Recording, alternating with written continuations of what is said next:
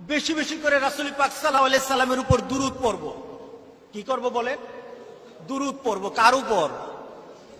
কেন পড়ব? রাসূলের মর্যাদা বাড়বে নাকি? হ্যাঁ, আপনি যখন রাসূলের জন্য দুরূদ পড়বেন, আপনাকে আল্লাহ সুবহানাহু ওয়া তাআলা কতগুলি জিনিস একসাথে দিয়ে দেন, একটু জেনে নেন। আপনি যখন রাসূলের জন্য দুরূদ পড়বেন, আল্লাহ সুবহানাহু ওয়া তাআলা এট এ টাইম আপনাকে কতগুলি জিনিস দান করেন। রাসূল পাক সাল্লাল্লাহু আলাইহি সাল্লাম বলেছেন, মান সাল্লা আলাইয়া মাররা, একটা বার কেউ যদি দুরূদ পড়ে, আমার সাথে বলেন সাল্লাল্লাহু আলাইহি ওয়াসাল্লাম, দুরূদ হয়ে গেছে। সাল্লাল্লাহু আলাইহি ওয়াসাল্লাম, দুরূদ হয়ে গেছে। সাল্লাল্লাহু আলাইহি ওয়াসাল্লাম কয়বার বললাম? 3 বার তো পড়ে ফেললাম। রাসূল পাক সাল্লাল্লাহু আলাইহি সাল্লাম বলেন, দেখো তোমার কি ফায়দা, তোমার কি উপকার। তোমাকে আল্লাহ সুবহানাহু ওয়া তাআলা 10টা মর্যাদা বাড়াই দিবেন। 10টা ধাপ, 10টা মর্যাদার ধাপ। আল্লাহু আ'লামু, আল্লাহ যে বান্দাদেরকে মর্যাদা দিবেন সেই মর্যাদার ধাপটা কত উঁচাতে, কত মর্যাদার হবে আল্লাহই ভালো জানেন, আল্লাহই ভালো জানেন। 10টা ধাপ বাড়িয়ে দিবেন মর্যাদার। একবার পড়েছেন, 3 বার পড়ার কারণে কিন্তু 30টা ধাপ কিন্তু উপরের দিকে। আল্লাহু আকবার বলি। রাসূলের মহব্বত কেমনে পয়দা হয় দেখুন, কেমনে পয়দা হয়। 10টা গুনাহকে মাফ করে দিবেন। 3 বার পড়লেন, 30টা গুনাহ মাফ। 10টা সওয়াব আপনার আমলনামার মধ্যে অ্যাড করে দিবেন, 10টা সওয়াব লেগে যাবে। 3 বার পড়েছেন, 30টা সওয়াব ঢুকে গেছে আপনার আমলনামায়। 10টা রহমত নাজিল করা হবে। আপনি 3 বার পড়েছেন, 30টা ঢুকে গেছে। ফেরেশতারা আপনার জন্য যখন রাসূল পাক সাল্লাল্লাহু আলাইহি সাল্লামের জন্য দুরূদ পড়েন, ফেরেশতারা আপনার জন্য আল্লাহর দরবারে মাগফিরাত কামনা করে। আপনি যখন দুরূদ পড়বেন, কিছু সংখ্যক ফেরেশতা আপনার পরিচয়, আমরা যে পড়লাম আমাদের পরিচয়, সবার পরিচয়। এট এ টাইম যদি গোটা পৃথিবীর 170 কোটি মুসলমান একসাথে যদি দুরূদ পড়ে, আর ওই দুরূদকে রাসূল পাক সাল্লাল্লাহু আলাইহি সাল্লামের কাছে নাম সহ, পরিচয় সহ, জায়গার স্থান পরিচয় সহ মদিনায় রাসূলের কাছে পৌঁছে দেয়। কে পৌঁছায়? আমার আল্লাহ পৌঁছান। কে পৌঁছান? এট এ টাইম পড়লো আমার রাসূলের দরবারে সবার নাম পৌঁছে যায়। আপনি পড়েছেন আপনার বাবার নাম, গ্রাম, অঞ্চল সহ রাসূলের দরবারে, ইয়া রাসূলুল্লাহ, এই হলো আপনার উম্মত, সে আপনার উপর দুরূদ পড়েছে। বলেন তো, রাসূলের কাছে যখন দুরূদের সংবাদ আপনার নাম বলে প্রকাশ করা হবে, রাসূল আপনার প্রতি খুশি হবে না বেজার হবে? আমরা দুরূদ পড়বো বেশি বেশি করে, আমরা বেশি বেশি করে দুরূদ পড়বো। রাসূল পাক সাল্লাল্লাহু আলাইহি সাল্লামের উপর যে বেশি দুরূদ করবে, রাসূল পাক সাল্লাল্লাহু আলাইহি সাল্লাম নিজে তার জন্য দোয়া করেন। যখন রাসূলের কাছে পৌঁছে যায় যে আমার উপর দুরূদ পড়েছে, এই কথাটা যখন রাসূলের কাছে পৌঁছে, রাসূল পাক সাল্লাল্লাহু আলাইহি সাল্লাম তার জন্য আল্লাহর দরবারে মর্যাদার জন্য দোয়া করেন। জোরে বলেন সুবহানাল্লাহ। এরপর আরো কিছু দুনিয়াবি ফায়দা আছে, যেটা প্র্যাকটিক্যাল, যেটা আপনি প্র্যাকটিক্যালি পাবেন, যেটা আপনার সামনে চলে আসবে। সেটা কি? আপনি বিপদে পড়েছেন, সমস্যায় পড়েছেন, অর্থনৈতিক সমস্যা, পারিবারিক সমস্যা, সামাজিক সমস্যা, আপনার উপর দুশ্মনী আরম্ভ হয়ে গেছে। এখন আপনি কি করবেন? এখন আপনার কি করা দরকার? আপনি এখন বেশি বেশি করে দুরূদ পড়বেন। রাসূল পাক সাল্লাল্লাহু আলাইহি সাল্লাম বলেছেন, যে যত বেশি দুরূদ পড়বে, আল্লাহ তার দুনিয়ার জিন্দেগির সকল সমস্যা আল্লাহ তত দূর করে দিবেন। আপনি হঠাৎ একটা স্যাড নিউজ শুনলেন, ইন্না লিল্লাহ পড়ার পর দুরূদ পড়া আরম্ভ করলেন। অ্যাক্সিডেন্টের কথা শুনলেন, আপনি শোনার সাথে সাথে আপনি দুরূদ পড়া আরম্ভ করলেন, ইন্না লিল্লাহ পড়ার পর দুরূদ পড়া আরম্ভ করলেন। রাসূল পাক সাল্লাল্লাহু আলাইহি সাল্লাম গ্যারান্টি দিচ্ছেন, তোমার বিপদ আল্লাহ দূর করে দিবেন, তোমার বিপদ দূর করে দিবেন। শুধু তাই নয়, রাসূল পাক সাল্লাল্লাহু আলাইহি সাল্লাম বলেছেন, কেউ যদি আমার উপর দুরূদ কন্টিনিউ করে, রেগুলার পড়তে থাকে, আমি রাসূলের উপর ওই হাসরের ময়দানে তার জন্য সুপারিশ করা, আমার জন্য আমি এটা অবধারিত বানিয়ে নেই, আমি এটার জন্য ওয়াজিব করিনি। কাল হাসরের দিন যে আমার উম্মত আমার উপর দুরূদ পড়বে, আমি তাকে ফেলে তো আর জান্নাতে যেতে পারবো না। আমি নিজের উপর এটা ওয়াজিব করে দিই, আল্লাহর দরবারে তার জন্য সুপারিশ করা। সুবহানাল্লাহ, সুবহানাল্লাহ। আমরা কি কথাগুলি ছেড়ে দেই? আমরা মনে করি রিশান নিয়ে রাস্তায় নামলেই রাসূলের মহব্বত। রাসূলের মহব্বত যদি এটা হতো, সাহাবায়ে কেরাম করতেন, তাবিঈন করতেন, উলামায়ে মুতাকাদ্দিমিন মুতাআখিরিন ওনারা করতেন। এটা নয়, বরঞ্চ আমার রাসূলের মহব্বত হবে আমার রাসূলকে যে যত বেশি সুন্নতের উপর মনে করবে, ততই তার ভিতরে রাসূলের মহব্বত পয়দা হয়ে যাবে। আমাদের সাথে আমাদের রাসূলের সম্পর্ক আমার জন্ম থেকে জান্নাত নয়, জান্নাতে গিয়েও আমার রাসূলের সাথে সম্পর্ক। আমার জন্ম থেকে আমার রাসূলের সাথে সম্পর্ক হয়ে গেছে। আর চূড়ান্তভাবে যতক্ষণ পর্যন্ত জান্নাতে আমার রাসূলের সাথে একসাথে না হব, রাসূলের সাথে আমার সম্পর্ক চলতেই থাকবে। আমার জেহেনে রাসূল চলতেই থাকবে। আমার জেহেনে রাসূল পাক সাল্লাল্লাহু আলাইহি ওয়াসাল্লাম চিন্তা আমার চেতনায় থাকতেই থাকবে। এক মুহূর্তের জন্য ভুলে যাব না, আমার রাসূলকে ভুলে যাব না।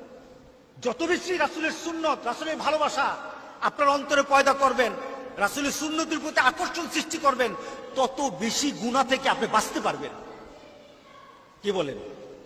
হ্যাঁ, রাসূলের একটা সুন্নত ছিল, রাসূল সবসময় উযুর হালাতে থাকতেন। আপনি সবসময় উযুর হালাতে থাকেন, দেখবেন অনেক গুনাহ থেকে আপনি বাঁচতে পারবেন, অনেক গুনাহ থেকে আপনি বাঁচতে পারবেন। আপনাকে একটা গার্ড বানিয়ে দেবে। রাসূলের সুন্নতের উপর যে যত বেশি থাকবে, তার জন্য জান্নাতে যাওয়া তত সহজ হয়ে যাবে। আমি যদি আমার রাসূলকে না জানি, তাহলে আমি কিভাবে আমার রাসূলকে মেনে নেব? আমি যদি আজকে আপনাদেরকে জিজ্ঞাসা করি রাসূলকে কতটুকু জানেন, আমি যদি আপনাদেরকে জিজ্ঞাসা করি রাসূলের জীবনী সম্পর্কে আপনার কতটুকু জানা আছে, তো অনেকের জীবনী বলবেন, রাসূলের জীবনী কিন্তু আপনার জেহেনে নাই। ভালোবাসা এইভাবে সৃষ্টি হবে না। ভালোবাসা সৃষ্টির জন্য আমার রাসূলের জীবনীকে আমাদের জীবনের একটা আদর্শ হিসাবে মেনে নেওয়ার জন্য রাসূলের প্রত্যেকটি মুহূর্তকে আমাদেরকে জানতে হবে। কি বলেন? জানা দরকার আছে কিনা বলেন? আপনি যদি না জানেন, ঠেকা কিন্তু আছে। আপনি যদি না জানেন, বিপদ আছে। যার বাড়িতে কোরআন আছে, তার বাড়িতে রাসূলের জীবনের একটা কিতাবও থাকবে। কি বলেন? যার বাড়িতে কোরআন আছে, তার বাড়িতে রাসূল পাক সাল্লাল্লাহু আলাইহি ওয়াসাল্লামের জীবনের একটা বই থাকবে। যার বাড়িতে কোরআন আছে, তার বাড়িতে রাসূলের সিরাতের কিতাব থাকবে। নিজে পড়তে পারেন না, কিতাব নিয়ে আসেন, ছেলেকে বলেন আমার রাসূলের জীবনী পড়ে পড়ে আমাকে শোনান। আপনি সবার ইতিহাস জানেন, আমাকে সবার ইতিহাস পড়ানোর জন্য আমাকে আদেশ করা হয়। সবার ইতিহাস পড়ার জন্য আমার আগ্রহ সৃষ্টি হয়। আল্লাহর কসম খেয়ে বলি, রাসূলের ইতিহাস কেউ যদি জানে, রাসূলের সামনে সে দাঁড়াতে পারবে না। কথা ঠিক আছে কিনা বলেন? আজকে কি আমরা চিন্তা করতে পারি যে আমাদের ঘরে আমাদের একটা রাসূলের জীবনী রাখবো? সবাই কি চিন্তা করতে পারি? আমরা কি এখন থেকে চিন্তা করব, যদি আমাকে আল্লাহ হায়াতে রাখেন, আমরা কয়েকদিনের ভিতরে রাসূল পাক সাল্লাল্লাহু আলাইহি সাল্লামের যে কোনো একটা সিরাত গ্রন্থ আমি পড়ে ফেলবো, আমি রাসূলের একটা সিরাত গ্রন্থ আদায় করে নেব। তাতে আমার রাসূলকে জেনে মানা আমার জন্য সহজ হয়ে যাবে। আর রাসূলকে জানলে খুশি হবেন কে? আল্লাহ খুশি হয়ে যাবেন, রাসূল খুশি হয়ে যাবেন। এখন আরেকটা কাজ করতে হবে। আমরা তো রাসূল সম্পর্কে কিছু কিছু জানি কিনা বলেন? জানি না? রাসূলের জীবনী সম্পর্কে কিছু কিছু জানি। সুতরাং আমাদের একটা চেষ্টা চালাতে হবে, এই সমাজে আমার রাসূল নিয়ে, আজকে আমরা এখানে যারা আছি, আজকে থেকে যদি রাস্তাঘাটে আমরা বলতে থাকি, এই নিয়ে দুরূদ পড়ো বেশি করে, এই নিয়ে সুন্নতের উপর চলো, এই রাসূল পাক সাল্লাল্লাহু আলাইহি সাল্লামের একটা জীবনী একটু তুমি পড়ে নিও, এভাবে যদি আমরা চতুর্পাশে হাজার হাজার মানুষ যদি আমরা বলতে থাকি, বলেন তো দেখি রাসূলের একটা চেতনা এই সমাজে জাগ্রত হবে কিনা? হবে না? জাগ্রত হয়ে যাবে চেতনা। মানুষের মধ্যে যখন কথাবার্তা আরম্ভ হয়ে যাবে, চলো রাসূলকে জানি, চলো রাসূলকে জানি।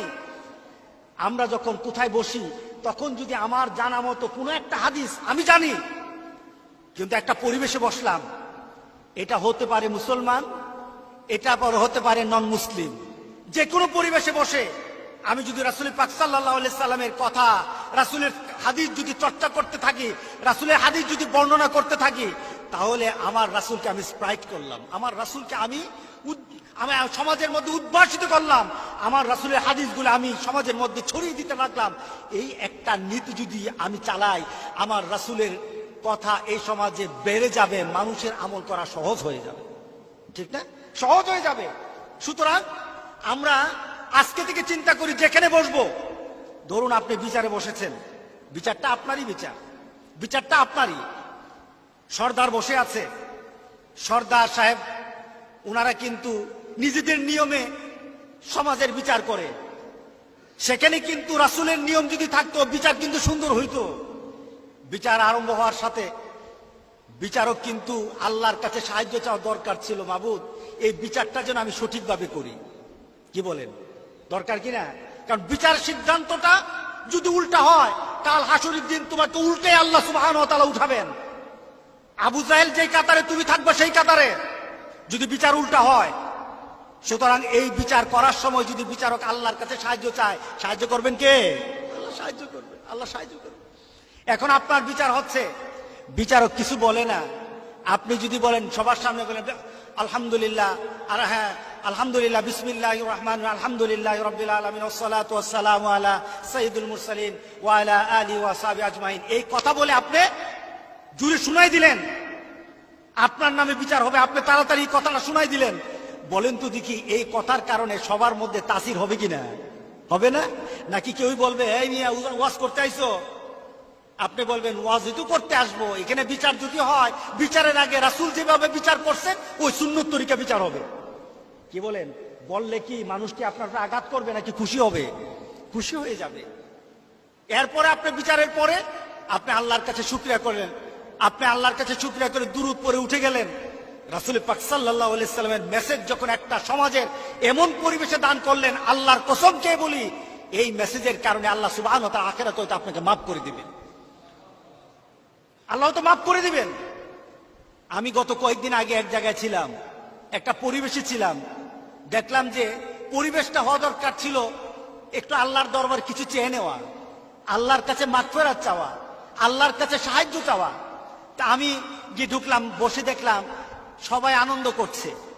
কিছুক্ষণ বসার পর মনে মনে চিন্তা করলাম, এই পরিবেশে আমাকে একটু কিছু করা দরকার, কিছু একটা করা দরকার।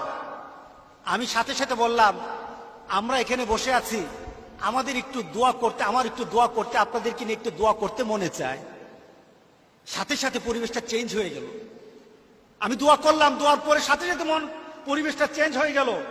কারণ আমি যদি সেখান থেকে চলে আসি, আমি তাদের সাথে এক হয়ে গেলাম, আর আমি যদি পরিবেশটা দিনের একটা পরিবেশ দিয়ে আসি, আল্লাহর কসম তাদেরকে হয়তো আল্লাহ হেদায়েত দান করে দিবেন, হয়তো একটা পরিবেশ হয়ে যাবে। আমরা যদি এইভাবে করি, বলেন তো দেখি, কাল হাসুরের দিন রাসূল কি আমাদেরকে ফেলে চলে যাবে? না না, আমাদেরকে ফেলে চলে যাবে না। ইনশাআল্লাহ আমরা আজকে থেকে আমরা চেষ্টা চালাবো, আমাদের ঘরের মধ্যে, আমাদের পরিবারে, আমাদের সমাজে, আমাদের বন্ধু বান্ধবের মধ্যে একটা রাসূল নিয়ে একটা চর্চা, রাসূল নিয়ে একটা আলোচনা। চলো রাসূলের কিছু সুন্নত শুনি, রাসূল পাক সাল্লাল্লাহু আলাইহি ওয়াসাল্লাম সুন্নত মানি, রাসূলের জীবনে একটু অগ্রসরে একটু জানতে থাকি। যেখানে রাসূল পাক সাল্লাল্লাহু আলাইহি সাল্লামের সঠিক তথ্য দেওয়া হয় সেখানে গিয়ে বসি, রাসূল পাক সাল্লাল্লাহু আলাইহি সাল্লামের জীবনের উপর বই কিনে এনে নিজে পড়তে থাকি। এইভাবে যদি চালিয়ে যায়, ইনশাআল্লাহ আমাদের মধ্যে রাসূলের সুন্নত কায়েম হবে, কায়েম হবে, কায়েম হবে। কি বলেন? ঠিক আছে কিনা বলেন? সুতরাং আমরা যেন সেই রাসূলের মহব্বত পেতে পারি। আল্লাহর কসম, যদি রাসূল মৃত্যুর আগে রাসূলের মহব্বত কলিজায় না নেন, আপনার সম্পদ, আপনার পরিবার সবাই সবকিছু বিলীন করে দিতে পারে, সবাই আপনার সম্পদ দান করে দিতে পারে, কিন্তু আপনি মহব্বত দেখান নাই বলে রাসূল আপনাকে মহব্বত দেখাবে না। কারণ মহব্বতটা দেখানোর দায়িত্ব পরিবারের না, মহব্বত দেখানোর দায়িত্ব যার যারটা তার তার, যার যারটা তার তার। আপনাকে দেখাতে হবে, আপনাকে দেখাতে হবে। আমরা মনে করি কি যে নিজে যাই করলাম না করলাম, মরার পরে পোলা বান্ডে বলে যাবো, এই করিস, এখানে দিয়া দিস, এখানে দিয়া দিস, পোলা বান্ডে ঠেকা বলিস। নিজে দিতে পারেন না, পোলা বান দিবে কেন? নিজে দিতে হবে, নিজেরটা নিজে দিতে হবে, নিজেরটা নিজে করতে হবে, নিজের ভালোবাসা নিজে দেখাতে হবে। এরপরে দেখবেন আপনার পরিবার কি সুন্দর করে সেজে যায়। আল্লাহ যেন রাসূল পাক সাল্লাল্লাহু আলাইহি সাল্লামের ভালোবাসা নেওয়ার মতো যোগ্য এবং ভালোবাসা নেওয়ার মতো সেই পরিবেশ আমরা যেন নিজেরা সৃষ্টি করতে পারি। আল্লাহ যেন সবাইকে দান করে দেন। সবাই আল্লাহুম্মা আমিন।